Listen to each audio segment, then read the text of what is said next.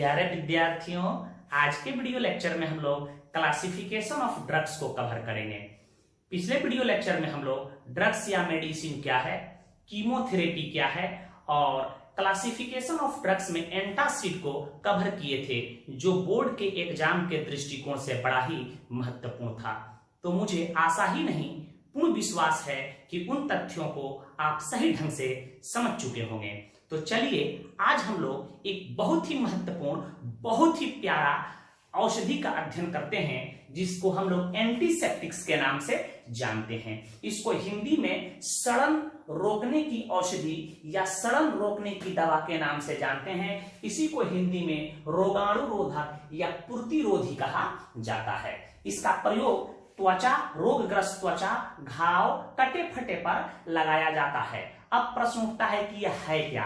तो आपको बताए थे कि कोई भी दवा का परिभाषा पूछे तो उसमें एक वर्ड जोड़ना है कि वैसा रासायनिक पदार्थ या औषधि जो माइक्रो ऑर्गेनिज्म बैक्टीरिया को विनाश करता है, इसके वृद्धि विकास को रोकता है तथा लिविंग टिश्यू को हानि नहीं पहुंचाता है, उसे एंटीसेप्टिक्स कहा जाता है। घाव पे इसको लगा देते हैं, कटे फटे पर लगा देते हैं, रोगग्रस्त त्वचा पर हम ऑइंटमेंट मलहम लगा देते हैं। तो करता क्या है, वहां के बैक्टीरिया को मार देता है परंतु आपके लिविंग टिश्यू को हानि नहीं पहुंचाता है। तो वैसे पदार्थ को हम लोग एंटीसेप्टिक्स कहेंगे कि यह जो बैक्टीरिया को, माइक्रो ऑर्गेनिज्म को मार दे परंतु लिविंग टिश्यू को हानि नहीं पहुंचाए, उसके वृद्धि विकास को रोक दे, उसी को हम लोग एंटीसेप्टिक्स के नाम से जानते हैं। तो कुछ प्रमुख एंटीसेप्टिक्स का नाम याद रखिएगा। हम इतना क्लियर कंसेप्ट आपको देंगे कि बोर्ड एग्जाम के साथ साथ नीट में भी आने वाले प्रश्न आपसे छूटे नहीं।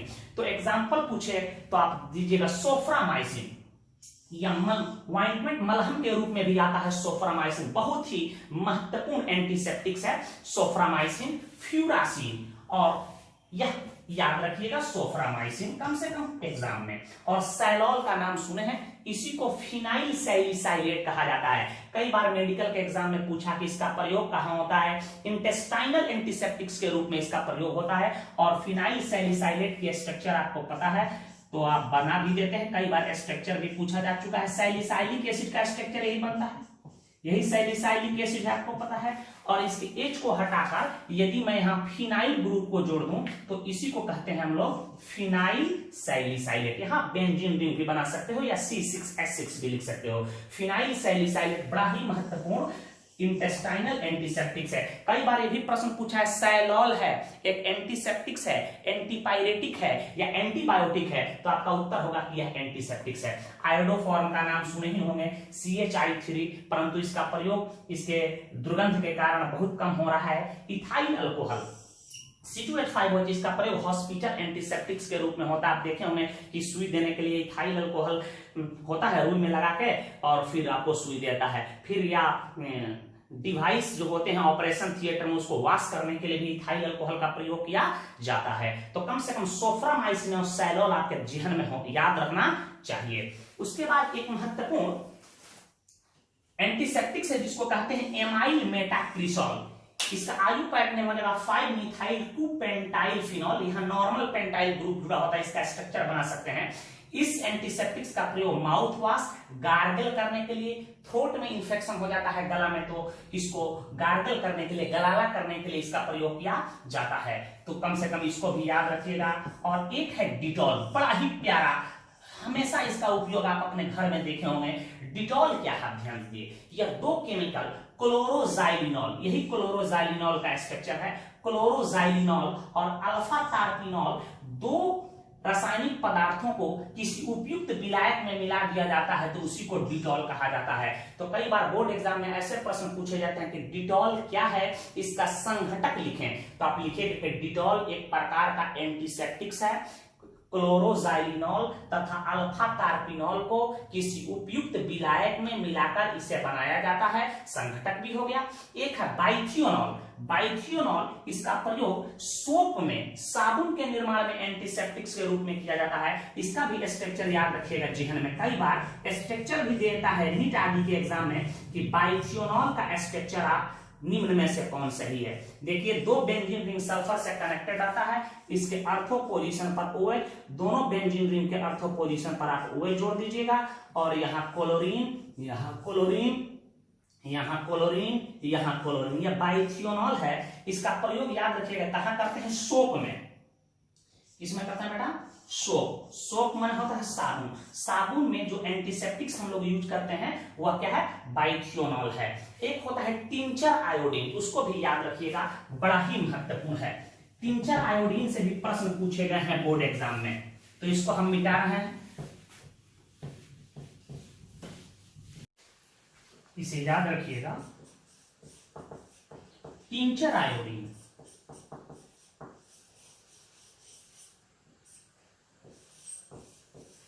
टिंचर आयोडीन, या इसी को हम लोग वीक आयोडीन सॉल्यूशन कहते हैं।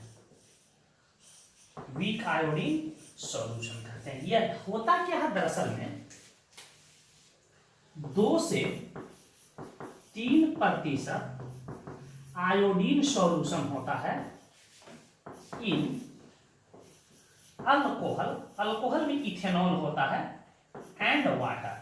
ये कई बार प्रश्न पूछा गया है कि टिंचर आयोडीन क्या है, तो 2 से 3% आयोडीन को जब अल्कोहल में घुलाते हैं तो उसे टिंचर आयोडीन कहा जाता है। कभी कभी आयोडीन प्लस वाटर भी देता है, आयोडीन प्लस अल्कोहल, तो आपका उत्तर आयोडीन प्लस अल्कोहल ही होना चाहिए। अब इसके जगह पर बेटाडीन आदि का प्रयोग किया जा रहा है, ये भी नोट याद रखिएगा। ऑर्गेनिक डाई, ऑर्गेनिक डाई है, डाई का मतलब रंग। मिथाइलिन ब्लू, मिथाइलिन ब्लू और जेनसन वायलेट। जेनसन वायलेट का प्रयोग भी एंटीसेप्टिक्स के रूप में किया जाता है। यह कई बार क्वेश्चन पूछा जा चुका है, किया जाता है। एक प्रश्न और पूछा गया है कि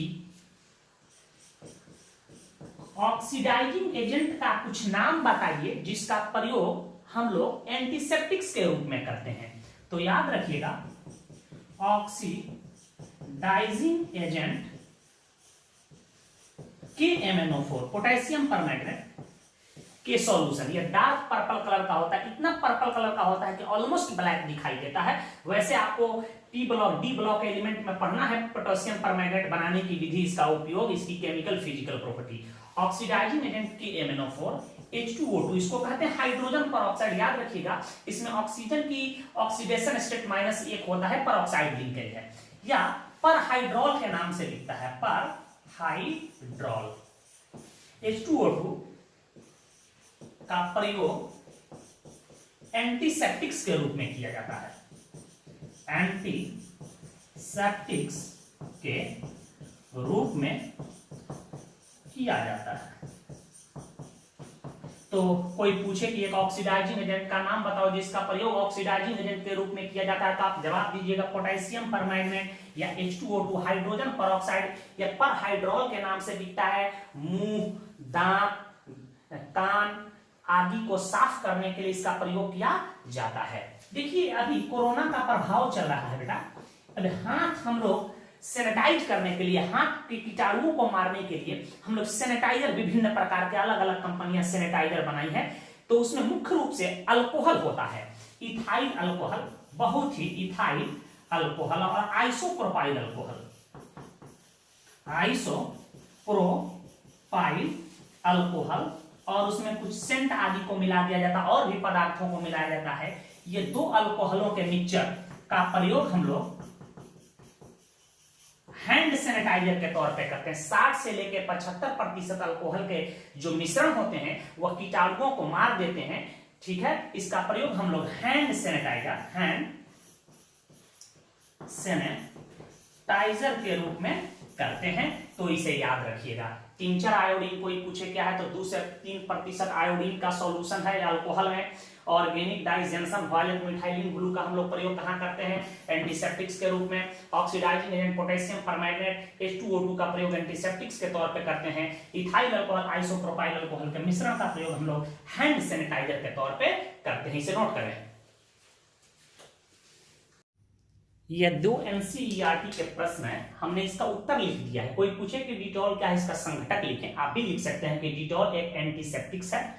यह क्लोरोजाइलिनॉल और अल्फा टर्पिनॉल को उपयुक्त विलायक में मिलाकर बनाया जाता है, और स्ट्रक्चर लिख दीजिएगा तो अति उत्तम होगा।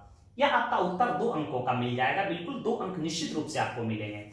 टिंचर आयोडीन क्या है पूछे तो कहिएगा यह एक एंटीसेप्टिक्स है। 2 से 3% आयोडीन तथा इथेनॉल, याद रखिएगा आयोडीन को इथेनॉल में घोला जाता है। कभी कभी ऑब्जेक्टिव क्वेश्चन पूछ देता है कि टिंचर आयोडीन है, 2 से 3% आयोडीन इन वाटर, 2 से 3% आयोडीन इन इथेनॉल, तो हमेशा इथेनॉल पे टिक लगाना है। या 2 से 3% इथेनॉल का मिश्रण होता है, इसका प्रयोग घावों, कटे फटे आदि के लिए एंटीसेप्टिक्स के रूप में प्रयोग किया जाता है। इसे वीक आयोडीन सॉल्यूशन भी कहा जाता है। टिंचर आयोडीन क्या है, नीचे आप लिख भी सकते हैं कि 2 से 3% आयोडीन होता है और इथेनॉल में इसको घुला दिया जाता है, इसमें अल्प मात्रा में जल भी पाया जाता है। एक क्वेश्चन मैं आपके लिए देता हूं, ऐसे भी बोर्ड एग्जाम में 2 अंकों का प्रश्न पूछ देगा, आप घर लिख लीजिएगा कि 2 एंटीसेप्टिक्स का नाम लिखें। तो मुझे उम्मीद है कि आप इसे लिख लेंगे, बात आप समझ चुके होंगे। इससे ऑब्जेक्टिव क्वेश्चन कैसे पूछा जाता है, जब ये इसको हम सबको क्लासिफिकेशन ऑफ ड्रग्स को कंप्लीट कर लेंगे तो ऑब्जेक्टिव का सेशन अलग चलेगा। पूछ देगा कि निम्न में से कौन फिनाइल सैलिसाइलेट है, निम्न में से कौन सैलॉल है, निम्न में से किसका प्रयोग इंटेस्टाइनल एंटीसेप्टिक्स के रूप में किया जाता है, निम्न में से कौन ऐसा ऑक्सीडाइजिंग एजेंट है जिसका प्रयोग हम लोग एंटीसेप्टिक्स के रूप में करते हैं। तो इन तमाम क्वेश्चन बन सकता है। एक और नोट में याद रखिएगा बात, बोरिक एसिड दिमाग में आ रहा है, बोरिक एसिड इसका प्रयोग लेबोरेटरी में हम लोग करते हैं। बोरिक एसिड इसका सूत्र सबको पता है, H3BO3। बोरिक एसिड के सॉल्यूशन का प्रयोग आई एंटीसेप्टिक्स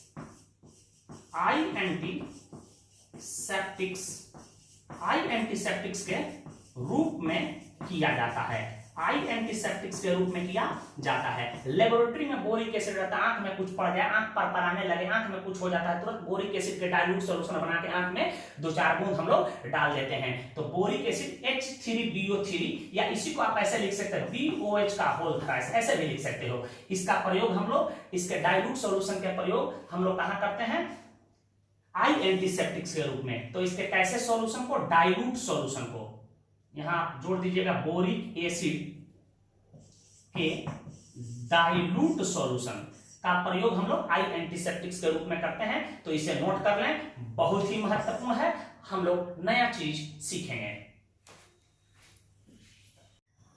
तो आइए हम लोग तीसरा महत्वपूर्ण मेडिसिन को देखते हैं, जिसको हम लोग डिसइंफेक्टेंट के नाम से जानते हैं, अर्थात कीटाणुनाशक। अब देखिए इसमें और एंटीसेप्टिक्स में क्या अंतर है। ये जनरली निर्जीव पदार्थों पर इसका प्रयोग किया जाता है, यह कीटाणुओं को, माइक्रो ऑर्गेनिज्म को मारता है, साथ ही लिविंग टिश्यू को हानि पहुंचा सकता है। लेकिन एंटीसेप्टिक्स क्या है, वो भी माइक्रो ऑर्गेनिज्म को, कीटाणुओं को, बैक्टीरिया को मारता है, परंतु लिविंग टिश्यू को हानि नहीं पहुंचाता है। और उसका प्रयोग प्रायः सजीवों के लिए किया जाता है। चमड़ा पर लगा देते हैं, तो रोगग्रस्त त्वचा पर लगा देते हैं, घाव पे लगा देते हैं, ये मुख्य अंतर है। तो आप इसे डिफाइन कर सकते हो कि वैसा रासायनिक पदार्थ जो माइक्रो ऑर्गेनिज्म, हिंदी में इसी को सूक्ष्म जीव कहते हैं, सूक्ष्म जीव का विनाश करता है तथा लिविंग टिश्यू के लिए हानिकारक होता है, उसे डिसइंफेक्टेंट कहा जाता है। इसका प्रयोग निर्जीव वस्तुओं पर किया जाता है, जैसे 1% फिनॉल का प्रयोग हम लोग किसके रूप में करते हैं, डिसइंफेक्टेंट के रूप में करते हैं। 0.2 से 0.4 ppm पार्ट पर मिलियन, हम कंसंट्रेशन पढ़ाएंगे तो वहां भी बताएंगे कि ppm क्या होता है, पार्ट पर मिलियन। वैसे 11th में हम लोग पढ़े हैं कि ppm क्या होता है। 0.2 से 0.4 ppm क्लोरीन का प्रयोग जल को शुद्ध करने के लिए हम लोग करते हैं। क्रिसॉल की स्ट्रक्चर पढ़े हो, मिथाइल फिनॉल को क्रिसॉल कहते हैं, यही मिथाइल फिनॉल है, इसी को हम लोग कहेंगे क्या, अर्थोक्रिसॉल, इसको कह देते हैं मेटाक्रिसॉल। यदि यहां मिथाइल होता है पाराक्रिसॉल। अर्थो या पारा या मेटा क्रिसॉल हो और उसमें सोपी वाटर साबुन मिला दिया गया हो तो इसको लाइसॉल कहते हैं। इसका प्रयोग फर्श को साफ करने हेतु प्रयोग करते हैं। तो याद रखिएगा, अर्थो पारामेटा क्रिसॉल और सोपी वाटर को लाइसॉल कहते हैं। आज हर मेगा मार्ट में जाइएगा, मॉल में जाइएगा, देखिएगा फ्लोर क्लीनर रखा रहता है 2 लीटर 5 लीटर में, उसमें अर्थो पारामेटा क्रिसॉल और सोपी वाटर ही रहता है। थाइमॉल भी है जिसका प्रयोग हम लोग डिसइंफेक्टेंट के तौर पे यूज करते हैं। एक प्रश्न पूछा जाता है, एक ऐसे रासायनिक पदार्थ का नाम बताइए जिसका प्रयोग एंटीसेप्टिक्स और डिसइंफेक्टेंट दोनों के तौर पे होता है। तो आपको पहले ही जब फिनॉल का हम स्ट्रक्चर बताए थे वहां ही बता दिए थे कि 0.2% फिनॉल का विलयन हो। फिनॉल का प्रयोग हम लोग कहां करते हैं? फिनॉल का प्रयोग एंटीसेप्टिक्स तथा 1% फिनॉल के सॉल्यूशन का प्रयोग हम लोग डिसइंफेक्टेंट्स के रूप में करते हैं। तो फिनॉल एक ऐसा पदार्थ है जिसका प्रयोग एंटीसेप्टिक्स के तौर पे और डिसइंफेक्टेंट्स के तौर पे भी हम लोग करते हैं। एक इससे प्रश्न उठता है, बोर्ड एग्जाम में बार बार पूछे गए हैं, सीबीएसई बोर्ड हो या बिहार बोर्ड हो, कि एंटीसेप्टिक्स और डिसइंफेक्टेंट्स में अंतर बताएं। तो हम इसे मिटा देते हैं, इस क्वेश्चन को आप घर पे लिखिएगा। मैं बता देता हूं कि कैसे आपको लिखना है। कोई पूछे ये क्वेश्चंस को जरूर कर लीजिएगा कि एंटीसेप्टिक्स तथा डिसइंफेक्टेंट्स में अंतर बताएं। तो आप कॉपी को डिवाइड कर दीजिएगा, इधर लिख लीजिएगा कि वैसा रासायनिक पदार्थ, आप चाहे ऐसे लिख सकते हैं कि एंटीसेप्टिक्स जो है या माइक्रो ऑर्गेनिज्म को मारता है परंतु लिविंग टिश्यू को हानि नहीं पहुंचाता। इसमें लिख सकते हैं कि यह माइक्रो ऑर्गेनिज्म को मारता है परंतु लिविंग टिश्यू को हानि पहुंचा सकता है या हानि पहुंचाता है। ये इसका प्रयोग सजीवों के ऊपर किया जाता है, इसका प्रयोग निर्जीवों के ऊपर किया जाता है। एक एग्जांपल 2 एंटीसेप्टिक्स का दे दीजिएगा, 1-2 एग्जांपल आप डिसइंफेक्टेंट का दे दीजिएगा, आपका उत्तर कंप्लीट होगा। तो इसे नोट कर लें। चलिए तो हम लोग पेन किलर का अध्ययन करें। इसको एनाल्जेसिक्स के नाम से जानते हैं, हिंदी में दर्दनाशक या पीड़ाहारी कहते हैं। ये बोर्ड एग्जाम में बार बार पूछे जाते हैं कि एनाल्जेसिक्स क्या है, इसके 2 एग्जाम्पल दें। देखिए नाम से यह स्पष्ट है, दर्दनाशक या पीड़ाहारी। तो आप ऐसे डिफाइन कर सकते हो कि वैसा रासायनिक पदार्थ या वैसा औषधि जिसका प्रयोग दर्द के निवारण हेतु किया जाता है, दर्द को दूर करने के लिए किया जाता है, उसे पेन किलर या एनाल्जेसिक्स के नाम से हम लोग जानते हैं। ये भी बात याद रखिएगा कि जितने भी एनाल्जेसिक्स होते हैं, जितने भी पेन किलर होते हैं, वो बुखार को भी कम करते हैं। तो इनको एंटीपायरेटिक के श्रेणी में भी रखा जाता है। हम एंटीपायरेटिक मेडिसिन की चर्चा करते हैं, वह औषधि जो बुखार को कम कर दे। हमारे शरीर का तापमान 98.6 फ़ारेनहाइट होता है, उससे अधिक यदि हमारी शरीर गर्म हो जाए तो कहेंगे कि हमको बुखार हो गया है। तो इन औषधियों का प्रयोग बुखार को कम करने के लिए भी किया जाता है। इसका प्रमुख उदाहरण है पैरासीटामोल। पैरासीटामोल का स्ट्रक्चर कई बार एग्जाम में पूछा गया है, नीट तक के एग्जाम में, जेईई के एग्जाम में। इसको एक और नाम से जानते हैं, 4-एसिटामाइडोफिनॉल। इसका स्ट्रक्चर याद रखिएगा पैरासीटामोल का 4-एसिटामाइडोफिनॉल होता है। तो ध्यान दीजिएगा इसको कैसे बनाते हैं। 4-एसिटामाइडोफिनॉल होता है, C+CH3। पैरासीटामोल का स्ट्रक्चर कवर कीजिएगा। एस्प्रिन बहुत ही फेमस औषधि है, कम से कम एस्प्रिन तो आपको याद ही होना चाहिए, वैसे आपके सिलेबस में पढ़ना ही है। जब भी हम कार्बोक्सिलिक एसिड आपको पढ़ाएंगे वहां यूजेज में हम लोग चलेंगे तो एस्प्रिन बनाने की विधि पढ़ना है आपको। इसी का आयुपैक नेम होता है 2-एसिटॉक्सीबेंजोइक एसिड। बेंजोइक एसिड होता है। इसी को हम लोग एक और नाम से जानते हैं, इसी को कहते हैं एसिटाइल सैलिसाइलिक एसिड। याद रखिएगा, एसिटाइल सैलिसाइलिक एसिड। यह बनता कैसे है? जब सैलिसाइलिक एसिड, जिसको हाइड्रोक्सी बेंजोइक एसिड को सैलिसाइलिक एसिड कहते हैं, जब हाइड्रोक्सी बेंजोइक एसिड अर्थात सैलिसाइलिक एसिड एसिटिक एनहाइड्राइड से ग्लेशियल एसिटिक एसिड के उपस्थिति में या कॉन्क H2SO4 के उपस्थिति में प्रतिक्रिया करता है तो एस्प्रिन अर्थात 2-एसिटॉक्सीबेंजोइक एसिड बनता है। इसी अभिक्रिया को एसाइलेशन कहते हैं। आपको हमको पढ़ाना है कार्बोक्सिलिक एसिड चैप्टर में, तो वहां हम लोग देख लेंगे कि एस्प्रिन कैसे बनता है। इसका दूसरा नाम क्या है? 2-एसिटॉक्सीबेंजोइक एसिड, एसिटाइल सैलिसाइलिक एसिड। इसी को हम लोग SASA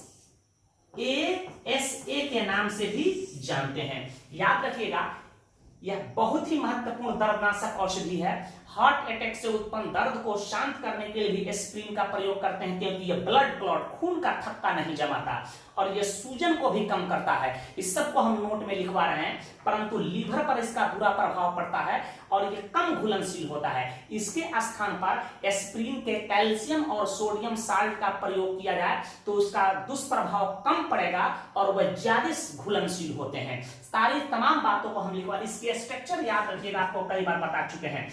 2-एसिटॉक्सीबेंजोइक एसिड, इसका एक और नाम हो सकता है 2-एसिटॉक्सीबेंजोइक एसिड है। इसी को हम लोग कहते हैं 2-एसिटॉक्सीबेंजोइक एसिड। ध्यान दीजिएगा, इसका एक नाम और हो सकता है, इसको आप कह सकते हो 2-एसिटॉक्सीबेंजोइक एसिड। और आपको बताएं इस ग्रुप को हम कहते हैं इथेनॉल लॉक्सी, तो कह सकते हैं 2-इथेनॉल एसिड नाम हो सकता है। अब देखिए एसिटाइल सैलिसाइलिक एसिड कैसे पड़ा, इसका नाम देखिए, यही हमारा सैलिसाइलिक एसिड और इसके H को हटा के एसिटाइल ग्रुप जोड़ दिया गया, C+OCH3। तो इतना तो एसिटाइल हुआ और ये बना है सैलिसाइलिक एसिड से, तो एसिटाइल सैलिसाइलिक एसिड हुआ। इसी को ASA के नाम से हम लोग जानते हैं। आप गूगल में डालिएगा ASA तो देगा एसिटाइल सैलिसाइलिक एसिड। तो एस्प्रिन को 2-एसिटॉक्सीबेंजोइक एसिड, एसिटाइल सैलिसाइलिक एसिड के नाम से जानते हैं। इसका स्ट्रक्चर बिल्कुल याद रहना चाहिए, बार बार परीक्षा में पूछता है। और इसको जिस रिएक्शन से बनाते हैं उस रिएक्शन को हम लोग कहते हैं एसाइलेशन। कैसे बनता है ये भी पुनः याद कर लीजिए कि जब सैलिसाइलिक एसिड एसिटिक एनहाइड्राइड से कॉन्क H2SO4 के उपस्थिति में या ग्लेशियल एसिटिक अम्ल के उपस्थिति में अभिक्रिया करता है तो एस्प्रिन का निर्माण होता है। इस अभिक्रिया को एसाइलेशन कहा जाता है। डिक्लोफेनिक सोडियम या पोटेशियम, डिक्लोफेनिक सोडियम या पोटेशियम ये एंटी इंफ्लेमेटरी मेडिसिन भी है। यह सूजन को भी कम करता है, दर्द को भी मारता है, बुखार को भी डाउन करता है। इबोप्रोफेन ये भी बहुत ही प्रचलित दर्दनाशक दवा है। अब कम्बिफ्लाम एक दवा आता है मार्केट में, उसमें पैरासीटामोल और इबोप्रोफेन का मिश्रण होता है, यह दर्दनाशक दवा है। ब्रूफेन एक दवा आता है मार्केट में दर्दनाशक, उसमें भी इबोप्रोफेन होता है। तो इबोप्रोफेन याद रखिएगा, यह बहुत ही फेमस दर्दनाशक दवा है और बुखार को भी कम करता है।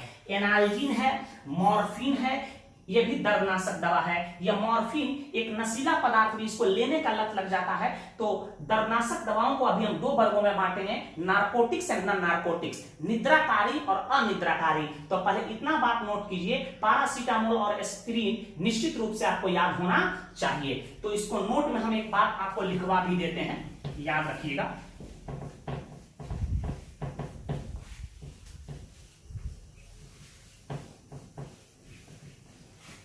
एस्प्रिन, नोट में इसको लिख लीजिएगा, एस्प्रिन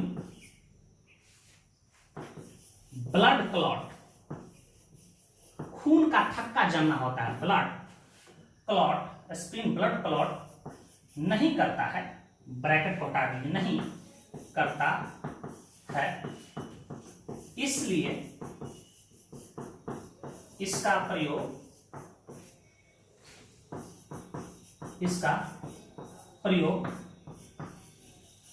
हार्ट अटैक से उत्पन्न दर्द जिसको कार्डियक पेन कहते हैं, हार्ट अटैक से उत्पन्न दर्द को शांत करने के लिए किया जाता है। यह स्वेलिंग, सूजन को भी कम करता है, यह सूजन को भी कम करता है। बात याद रखिए, यह लीवर के लिए इसका बुरा प्रभाव है। इससे एक और प्रश्न पूछा जाता है कि कोई भी दर्दनाशक दवा खाली पेट नहीं खाना चाहिए, क्यों? या खासकर एस्प्रिन से ही प्रश्न पूछे जाते हैं कि एस्प्रिन को खाली पेट नहीं खाना चाहिए, क्यों?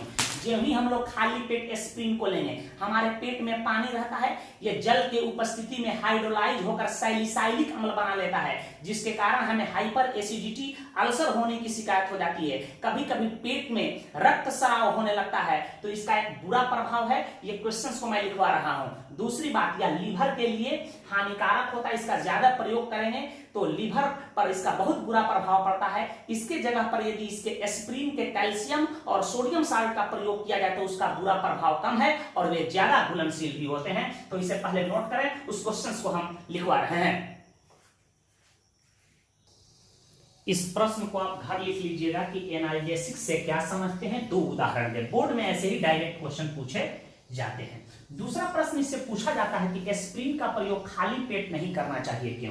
तो एस्प्रिन का प्रयोग खाली पेट नहीं करना चाहिए क्योंकि खाली पेट में जल रहता है, आपको पता है। यह जल के द्वारा अपघटित होकर सैलिसाइलिक एसिड देता है, जिससे हमारे पेट में एसिड बन जाता है, जिससे हाइपर एसिडिटी, गैस बनने लगता है, हाइपर एसिडिटी हो जाती है। और हाइपर एसिडिटी ज्यादा दिन तक रहेगा तो अल्सर होने की संभावना बढ़ जाती है। कभी कभी इतना हाइपर एसिडिटी हो जाता है, अल्सर की शिकायत इतनी हो जाती है कि पेट के अंदर रक्त स्राव होने लगता है। तो इसलिए एस्पिरिन को हमेशा खाली पेट नहीं लेना चाहिए। और आप ये भी महसूस किए होंगे कि जब कभी भी डॉक्टर आपको दर्दनाशक दवा देता है तो उसके साथ गैस की दवा देता है, ताकि आपके पेट में एसिडिटी का निर्माण न हो सके, एसिड का फॉर्मेशन ज्यादा न हो सके। इसे रिजेक्शन के माध्यम से जरूर लिखना होगा, अन्यथा अंक नहीं दिए जाएंगे। देखिए, इसी को कहते हैं सैलिसाइलिक एसिड, या इसी को कहते हैं इसी को कहते हैं हम लोग एस्प्रिन, 2-एसिटॉक्सी बेंजोइक एसिड। यही हमारा 2-एसिटॉक्सी बेंजोइक एसिड है। देखिए, 2-एसिटॉक्सी बेंजोइक एसिड है, इसी को हम लोग कहते हैं एस्प्रिन। क्या कहते हैं बेटा? एस्प्रिन कहते हैं। और पेट में क्या है? जल है, और जल हमारा पता है कैसे होगा? अम्लीय होगा। पेट में हमारा एसिड का फॉर्मेशन होता है। हमारा देखिए ढेकार आता है तो लगता है कि जल जाएगा गला, HCl का फॉर्मेशन होता है। तो पेट में यदि जल है तो जल अम्लीय होता है, यह टूट जाएगा H+ और OH- में। अब देखिए ये क्या निकल जाता है, E वाला पोर्शन और E वाला पोर्शन क्या हो जाता है बेटा? टूट के बाहर निकल जाता है। देखिए, तो यहाँ क्या निकल गया? एसिटिक एसिड बाहर निकल गया, CH3। और देखो यहाँ क्या निकल गया? C+O OH। यह एसिटिक एसिड बाहर निकल गया और यहाँ बन क्या गया? देखिए, बेंजीन बचा। यहाँ COOH ग्रुप को जोड़ दो और यहाँ क्या बच गया? अब देखो O है और ये H वहां चला जाएगा, OH। इसी को कहते हैं बेटा सैलिसाइलिक एसिड। सैलिसाइलिक एसिड, इसका IUPAC में लिख सकते हैं 1,2-2-हाइड्रोक्सी बेंजोइक एसिड। तो रिजेक्शन के माध्यम से आप दिखा सकते हैं। आपको दिक्कत है कि एसिटिक एसिड में यहाँ नहीं लिखेंगे तो आप यहाँ भी लिख दीजिएगा CH3 C+OH। यह एसिटिक एसिड बन जाता है और सैलिसाइलिक एसिड का फॉर्मेशन होने लगता है, जिससे हाइपर एसिडिटी और तथा अल्सर होने की संभावना होती है। इसलिए इसे कभी भी खाली पेट नहीं लेना चाहिए। और यह लीवर के लिए भी हानिकारक होता है, ठीक है। पैरासीटामोल भी किडनी के लिए हानिकारक होता है, इसलिए इसके जगह पर यदि इसके कैल्शियम और सोडियम लवण का प्रयोग किया जाए तो वह ज्यादा बेहतर होगा। इसे नोट करें, इसे घर पे बना लीजिएगा। देखिए, एनाल्जेसिक्स जो होते हैं पेन किलर, ये 2 प्रकार के हो जाते हैं।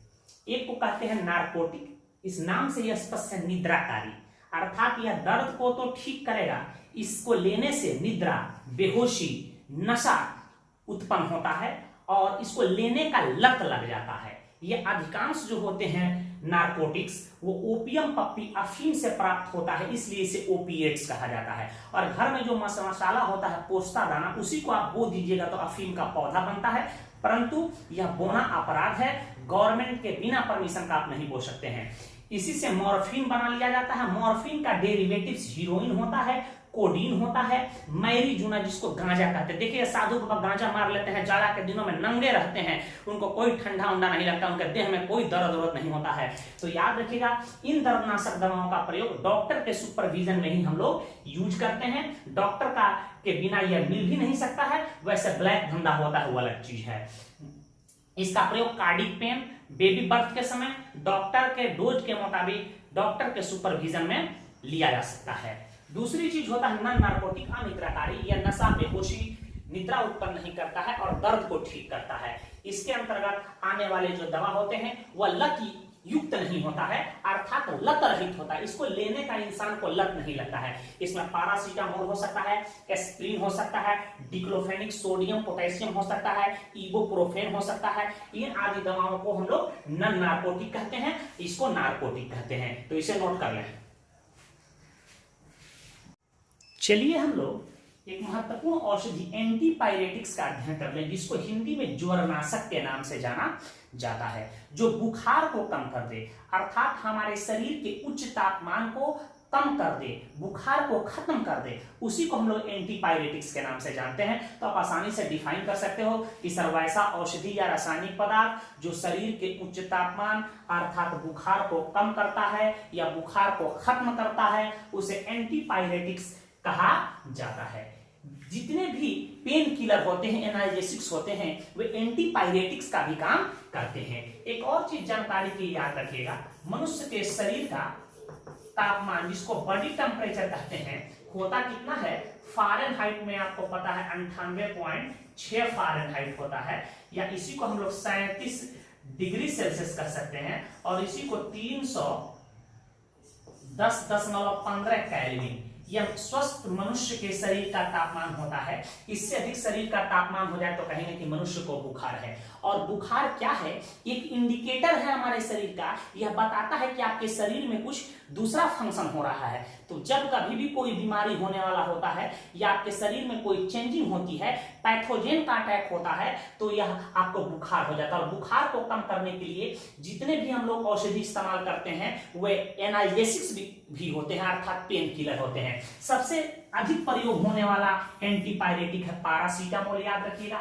एस्प्रिन का भी प्रयोग हम लोग बुखार को कम करने के लिए करते हैं, इबुप्रोफेन का भी प्रयोग करते हैं, नोवाल्जिन का भी प्रयोग करते हैं, एनाल्जिन का भी प्रयोग करते हैं, और फेनासिटिन भी है एक औषधि जिसका प्रयोग हम लोग बुखार को कम करने के लिए, दर्द को मारने के लिए करते हैं। इसका इसको हम लोग इसको इस नाम से भी जानते हैं, 4-इथॉक्सी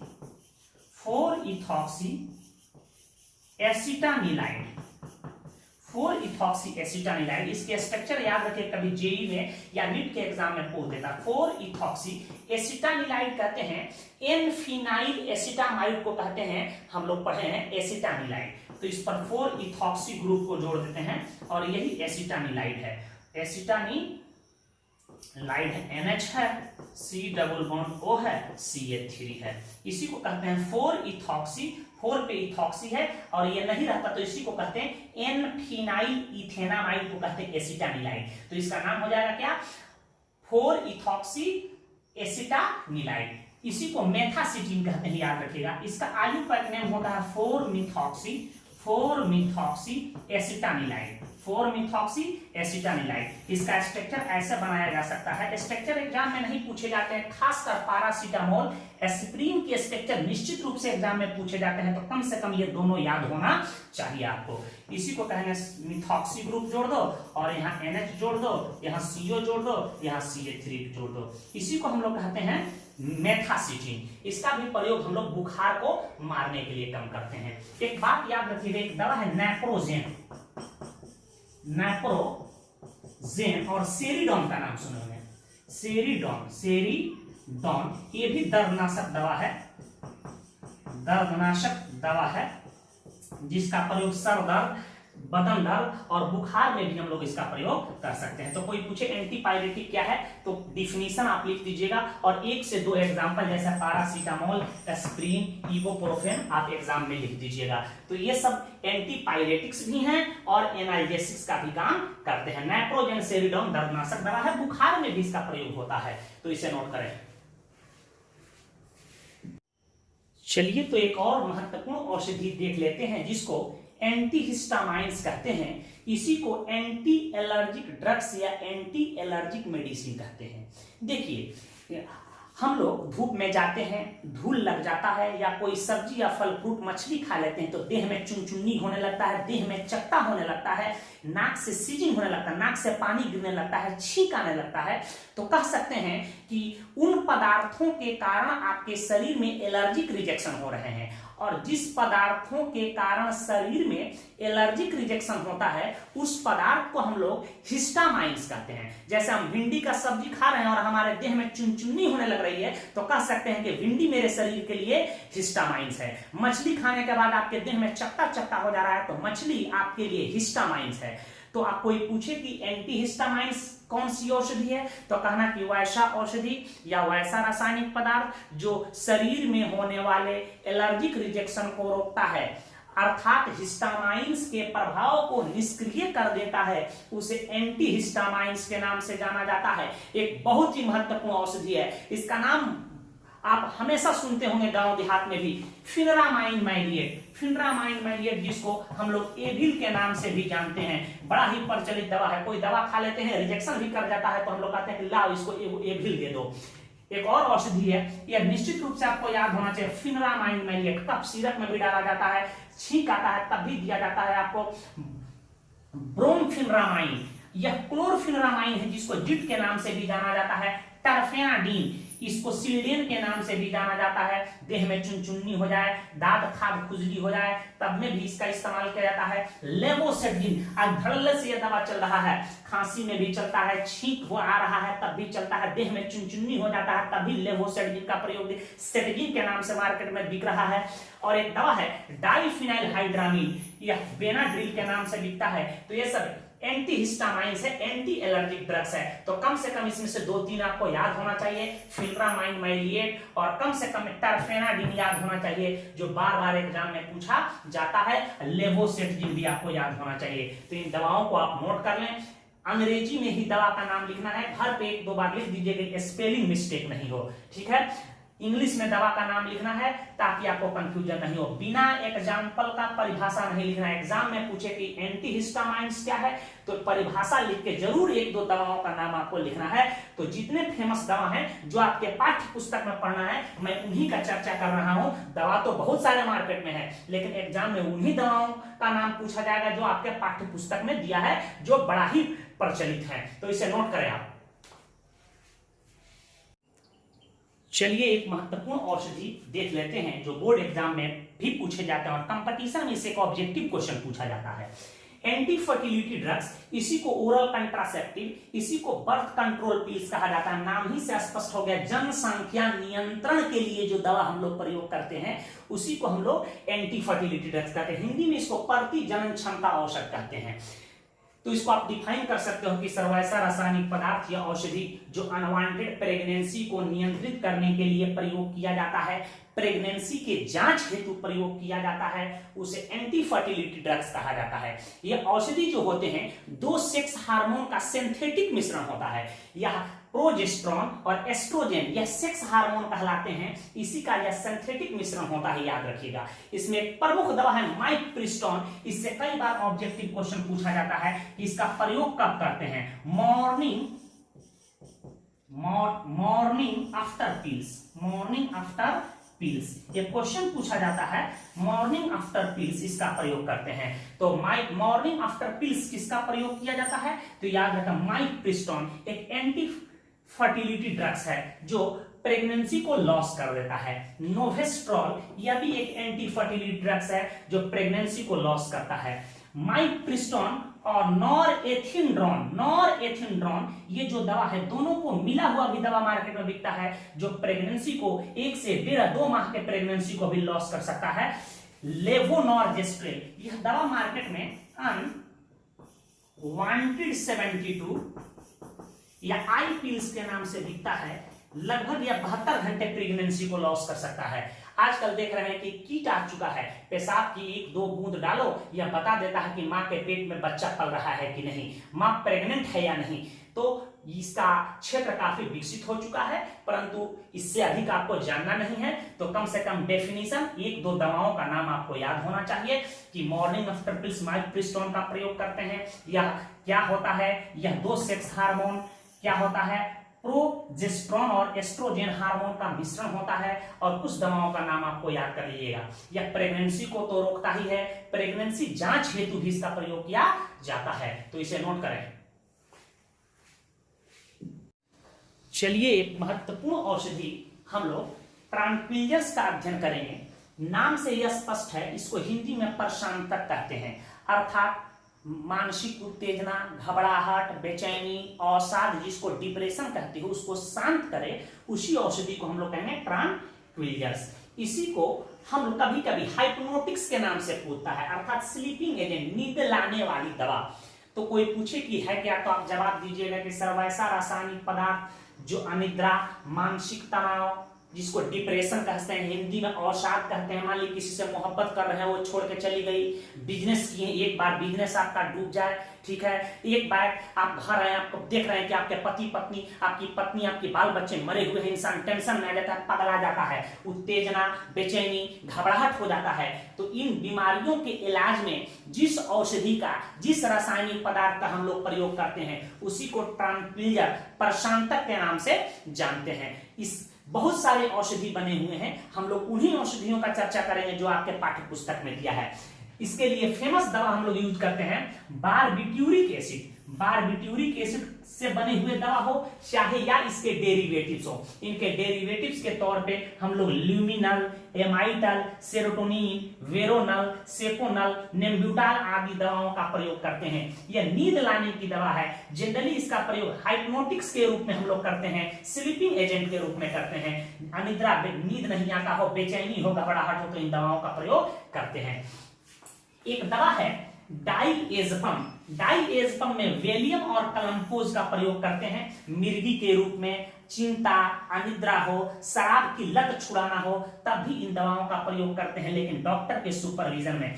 कुछ लोग तो इसके आदी हो जाते हैं, वेलियम कलम्पोज लेके नशा चढ़ाते हैं, ले लेने के बाद दिमाग बम बम बोलता है, लगता है कि इंसान फॉल्स फीलिंग में जी रहा है, कि अलग दुनिया में है, खूब खुश नजर आता है, उसको चिंता मुक्त हो जाता है। तो इन दवाओं का प्रयोग डॉक्टर के सुपरविजन में ही लेना है, अन्यथा आपकी मस्तिष्क या आपकी दिमागी संतुलन आप खो सकते हैं। मेप्रोबेट, यह याद रखें, टेंशन को दूर करने के लिए इस दवा का प्रयोग करते हैं। किसके दूर करने के लिए? टेंशन को दूर करने के लिए, टेंशन को दूर करने के लिए हम लोग इस औषधि का प्रयोग करते हैं। इसको मेप्रोबेट के नाम से हम लोग जानते हैं। यह दवा एग्जाम में कई बार पूछा, इक्वानील, और इसी को कहते हैं रेसरपाइन। रेसरपीन दवा है, याद रखिएगा। इन दोनों दवाओं का प्रयोग हाइपरटेंशन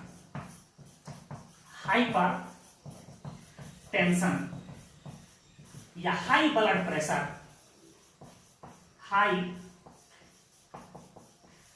हाई ब्लड प्रेशर के इलाज में इसका प्रयोग करते हैं। तो याद रखेगा, रेसरपीन, इक्वानील का प्रयोग हम लोग हाइपरटेंशन, एकदम इंसान गुस्सा में आग बबूला हो जाता है, हाई ब्लड प्रेशर हो जाता है, कांपने लगता है, उस स्थिति में इन दवाओं का हम लोग प्रयोग करते हैं। तो याद रखिएगा, विशेष डिटेल आपको जानना नहीं है। जब डॉक्टरी की पढ़ाई कीजिएगा, वहां इसकी फिजियोलॉजी पढ़ना है, दवा का सिंथेसिस पढ़ना है, दवा का साइड इफेक्ट पढ़ना है। हमारे सिलेबस में दवा के बारे में केवल जानना है कि कौन दवा है, इसका काम क्या है, और इसका डिफिनीशन पढ़ना है। तो इस कम से कम आपको 2-3 दवा का नाम याद रखना चाहिए। वेलियम याद होना चाहिए, कलम्पोज याद होना चाहिए, इक्वानील याद होना चाहिए, रेसरपीन याद होना चाहिए, ठीक है। और बारबिट्यूरिक एसिड के डेरिवेटिव ल्यूमिनल, एमाइटल, सेरोटोनिन जो है, जिसको बारबिट्यूरेट्स के नाम से जानते हैं, याद रखिएगा। ये हाइप्नोटिक्स के काम करते हैं, निद्रा लाने की दवा। एक बात याद रखिएगा, जानकारी के लिए बता दें, वैसे हम क्लोरोफॉर्म पढ़ाएंगे तो आपको बताएंगे कि क्लोरोफॉर्म जब एसीटोन से अभिक्रिया करता है तो एक बड़ा ही महत्वपूर्ण स्लीपिंग एजेंट का निर्माण होता है, जिसको हाइप्नोटिक्स कहते हैं, क्लोरीटोन। तो नोट में लिख लीजिएगा, इस बात को नोट में याद रखना चाहिए कि जब क्लोरोफॉर्म KOH या NaOH के उपस्थिति में एसीटोन से रिजेक्शन करता है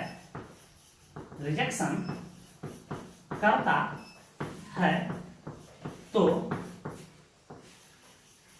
क्लोरीटोन का निर्माण होता है। क्लोरीटोन का निर्माण होता है। यह रिजेक्शन भी कई बार बोर्ड एग्जाम में पूछे गए हैं कि क्या होता है जब क्लोरोफॉर्म एसीटोन से प्रतिक्रिया करता है। तो देखिए, यही है हमारा एसीटोन। आपको बताया गया डाई मिथाइल कीटोन को एसीटोन कहते हैं। एसीटोन है, और क्लोरोफॉर्म का सूत्र होता है CHCl3, यही है क्लोरोफॉर्म। और क्षार के उपस्थिति में रिएक्शन होता है KOH या NaOH की उपस्थिति में। अब देखो क्या होता है, CH3 C, यहां OH, यहां CCl3। इसी यौगिक को हम लोग कहते हैं क्लोरीटोन। क्लोरीटोन यह एक स्लीपिंग एजेंट है, स्लीपिंग एजेंट है, अर्थात यह क्या है, एक हाइप्नोटिक्स है। हाइप्नोटिक्स है, यह निद्रा लाने की दवा बनाने में इसका प्रयोग किया जाता है, या निद्रा लाने वाली एक दवा है। तो याद रखिए क्लोरीटोन क्या है, एक नींद लाने की दवा है, अनिद्रा को दूर करता है। तो ये कई बार एग्जाम में पूछे गए हैं कि क्या होता है जब एसीटोन क्लोरोफॉर्म से अभिक्रिया करता है, तो क्लोरीटोन बनता है। इसका आयुपाइक नेम भी आप लिख सकते हैं। ये देखिए, यह H यहां चला गया और H और CCl3 इस कार्बन पे जुड़ गया। वैसे रिएक्शन जब पढ़ाएंगे तो डिटेल क्लियर होगा। नेक्स्ट वीडियो लेक्चर में हम लोग एंटीबायोटिक का अध्ययन करेंगे, टाइप्स ऑफ एंटीबायोटिक का अध्ययन करेंगे, आपको कुछ एनेस्थेटिक एजेंट, बेहोश करने वाले पदार्थ के बारे में अध्ययन करेंगे, एंटी माइक्रोबेल्स के अध्ययन करेंगे कि जिस पदार्थ के कारण हमारे शरीर में, माइक्रोब्स के कारण हमारे शरीर में इंफेक्शन फैल जाते हैं, वैसे औषधियों के बारे में अध्ययन करेंगे, उनको कैसे दूर किया जाए। और इस चैप्टर केमिस्ट्री एवरीडे लाइफ से रिलेटेड ऑब्जेक्टिव क्वेश्चन को कवर करेंगे। धन्यवाद।